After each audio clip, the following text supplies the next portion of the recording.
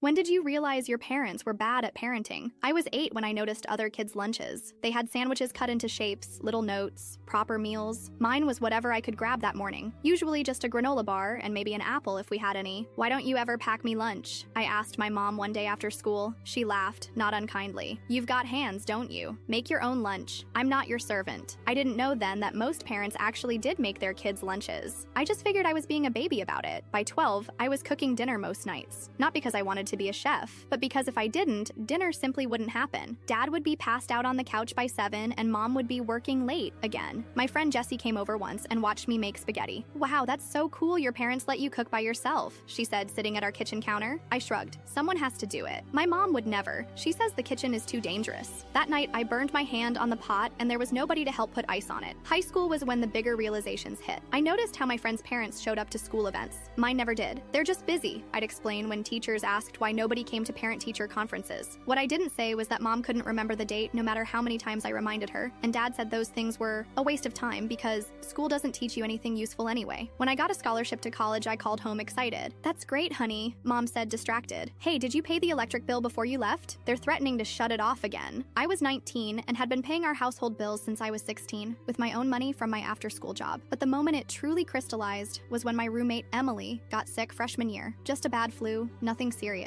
But her mom drove 3 hours to bring her homemade soup and medicine. She stayed the weekend, doing Emily's laundry and making sure she was comfortable. I watched this bewildered. Your mom came all this way just because you have a cold? Emily looked at me strangely. Of course, wouldn't yours? I laughed so hard I nearly cried. The thought of my mother driving anywhere to take care of me was absurd. When I'd had pneumonia at 16, she'd left me alone for 2 days while she went on a weekend trip with her boyfriend. Not everyone has parents like yours, Emily said quietly, noticing something in my expression. That night, I cried in the shower where no one could hear me. Not because my parents were terrible people. They weren't monsters, just profoundly unequipped for parenting. They were like teenagers who never grew up, expecting their child to be the adult. I think what hurts most isn't the big stuff. It's the little things I missed without realizing. Bedtime stories, band-aids on scraped knees, someone checking if I'd done my homework, a packed lunch with a silly note. Last month, my therapist asked what kind of parent I want to be someday. The opposite of mine, I said automatically. And what does that look like? She pressed. I thought about it. Present. Just present.